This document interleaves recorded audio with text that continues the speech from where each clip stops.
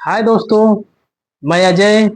हमें उम्मीद है आप लोग स्वस्थ होंगे, मस्त होंगे। जहां से भी होंगे आप वीडियो जरूर देखते होंगे, जहां भी होंगे वहां से वीडियो आप लोग जरूर देखते होंगे। दोस्तों, जैसा कि मैंने पिछली कक्षाओं में चर्चा कर चुके हैं, संविधान सभा क्या होता है, संविधान सभा की विशेषताएं, प्रस्तावना और उसके बावजूद हम अनुसूचियां बात कर चुके हैं। और पिछले हम लोग के 3 क्लास हो चुके हैं, आज चौथा क्लास है भारतीय संविधान के भाग। दोस्तों, आज हम आपको पूरा भाग नहीं पढ़ाएंगे, कुछ ऐसे भाग होंगे जो बाद में चर्चा किया जाएगा, क्योंकि अगर उसको बताने लगेंगे तो वीडियो बहुत लंबा चला जाएगा। दोस्तों, जैसा आइए हम लोग देखते हैं संविधान के भाग। दोस्तों, संविधान में कुल 22 भाग हैं। वर्तमान में 22 भाग हैं। कितने भाग हैं? 22 भाग हैं। लेकिन क्रमानुसार अगर गिनती किया जाए तो इस समय 25 है। टोटल कितने हैं? 25। जैसे आप देख रहे हैं 4 क, 9 क, 9 ख। आज ऐसे आप अगर ऐसे ही भाग को जोड़ेंगे तो करीब करीब क्रमानुसार 25 भाग पाए जाएंगे। दोस्तों, जैसा कि आप देख रहे हैं कि भाग 1 में संघ एवं उसके राज्य क्षेत्र के बारे में बताया गया है, मतलब राज्यों के क्षेत्र के बारे में, और संघ मतलब केंद्र की सरकार के बारे में, क्षेत्रों के बारे में चर्चा किया गया है। दोस्तों, अब इसका अनुच्छेद कितना है? 1 से लेकर के 4 तक। भाग 1 में संघ एवं राज्य क्षेत्र के बारे में ये अनुच्छेद 1 से लेकर के 4 तक का चर्चा किया गया है। जब हम लोग अनुच्छेद पढ़ेंगे तो उसमें भी विस्तार से इसके बारे में आपको बताया जाएगा। दोस्तों, भाग 2 कहता है नागरिकता। नागरिकता 5 से 11 लिया गया है। नागरिकता, आपने नागरिकता कैसे प्राप्त किया और भारत में नागरिकता कब तक रहेगी, अगर आप बाहर नागरिकता लेते हैं कब भारत की नागरिकता समाप्त हो जाएगी, विशेष आगे हम लोग पढ़ेंगे। लेकिन भाग 2 में कहा गया है नागरिकता के बारे में। ठीक है दोस्तों। और आइए तीसरा देखिए, भाग 3 में कहा गया है मौलिक अधिकार। भाग 3 क्या कहा गया है? मौलिक अधिकार के बारे में दोस्तों बताया गया है। और मौलिक अधिकार जो है 35 से और उसके बावजूद भाग 4 में नीति निर्देशक तत्वों के बारे में बताया गया है, और इसके बारे में भी हम लोग विस्तार से बात करेंगे। 4 क में बताया गया मूल कर्तव्यों के बारे में, जो है आर्टिकल 51 में चर्चा किया गया है। भाग 5 में संघ केंद्र के बारे में कहा गया है, केंद्र की सरकार के बारे में, विशेषता के बारे में बताई गई है, जैसे राष्ट्रपति, प्रधानमंत्री सब आ जाएंगे इसमें। और भाग 6 में राज्यों के बारे में बताया गया है।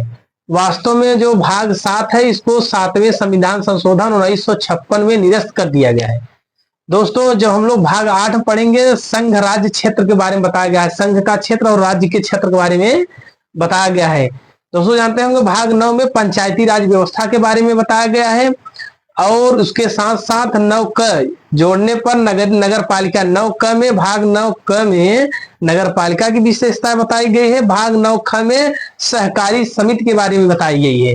दोस्तों, जैसा कि आप देख सकते हैं, भाग 10 में अनुसूचित जाति एवं जनजाति के क्षेत्रों के बारे में वर्णन किया गया है। उसके बाद भाग 11 में जब आप लोग देखेंगे, राज्य एवं संघ के संबंध के बारे में बताता है, इनके बीच का संबंध कैसा है, केंद्र और राज्य सरकार के बीच में भाग 11 के बारे में दोस्तों चर्चा करता है। उसके बाद भाग 15 में आप देखेंगे निर्वाचन, जिसको हम लोग निर्वाचन आयोग कहते हैं, एक केंद्र की हिस्सा है। भाग 9 में निर्वाचन के बारे में बात किया गया है। 324 आर्टिकल, अनुच्छेद 324 से लेकर के 329 तक इसमें चर्चा किया गया। कितना? 329 तक, 324 से 329 तक, 324 से लेकर 329 तक। ठीक है। और भाग 17 में भाषाओं के बारे में वर्णन किया गया है। 343 से लेकर के 351 तक। दोस्तों, जो हम लोग आगे संविधान के बारे में चर्चा करेंगे तो उसमें विस्तार से इसको बताया जाएगा, भाग 17 को। और भाग 18 में दोस्तों आपात उपबंध के बारे में बताया गया है। आपातकाल 360, 356, 352 आदि इसके बारे में चर्चा किया गया है। दोस्तों, 352 से लेकर के 360 तक, 352 से लेकर के 360 तक दोस्तों इसमें चर्चा किया गया। अब दोस्तों देखिए, भाग 20 में संविधान संशोधन के बारे में कहा गया है। संविधान संशोधन को 368 के तहत संविधान संशोधन के बारे में चर्चा किया गया है। संविधान संशोधन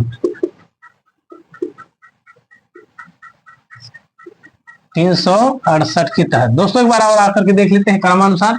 दोस्तों हम लोग चर्चा करते हैं भाग के बारे में। पहले इसको हम लोग लेते हैं यहां से लेकर के यहां तक 4 तक पूरा। भाग 1 में क्या कहा गया, भारत राज्यों के संघ बारे में। भाग 2 में क्या कहा गया है, नागरिकता के बारे में बताया गया है। भाग 3 में क्या कहा गया है दोस्तों, मौलिक अधिकार के बारे में बताया गया है। भाग 4 में नीति निर्देशक तत्व के बारे में बताया गया है। भाग 4 क में मूल कर्तव्यों के बारे में बताया गया, 11 मूल कर्तव्यों के बारे में। भाग 5 में संघ केंद्र के बारे में बताया गया है। और भाग 6 में राज्यों के बारे में चर्चा किया गया है। भाग 7 में निरस्त कर दिया, भाग 7 को निरस्त करके 7वें संविधान 1956 में इसको पूरी तरह से निरस्त कर दिया गया है। भाग 8 में संघ और राज्य क्षेत्रों के बारे में चर्चा किया गया है। भाग 9 में पंचायती राज व्यवस्था के बारे में बताया गया है। भाग 9 क में नगर पालिका के बारे में चर्चा किया गया है। भाग 9 ख में सहकारिता समिति के बारे में चर्चा किया गया है। दोस्तों भाग 10 में अनुसूचित जाति एवं जनजाति के क्षेत्रों के बारे में बताया गया है। भाग 11 में राज्य एवं संघ केंद्र शासित संबंध के बारे में बताता है, राज्यों के केंद्र शासित प्रदेशों के संबंध के बारे में बताया गया है। भाग 15 में निर्वाचन 324 329 के बारे में बताया गया है। और भाग 17 को भाषाओं के बारे में 343 लिखते 351 तक। भाग 17 में याद करना है हम लोग भाग 17 में भाषाओं के बारे में चर्चा है। भाग 18 में आपात उपबंध के बारे में बताया गया है, 352 से लेकर के 360 तक दोस्तों। और भाग 20 में संविधान संशोधन के बारे में बताया गया जो 368 है। दोस्तों इसमें जो भी भाग छूटा हो हम लोग अगली कक्षा में लेंगे, क्योंकि अगर पूरा भाग इसमें बताने लगेंगे बहुत लंबा वीडियो हो जाएगा। हमें उम्मीद है आप लोग को वीडियो अच्छा लगा होगा और शेयर लाइक जरूर करिएगा और साथ सब्सक्राइब भी करिएगा। धन्यवाद।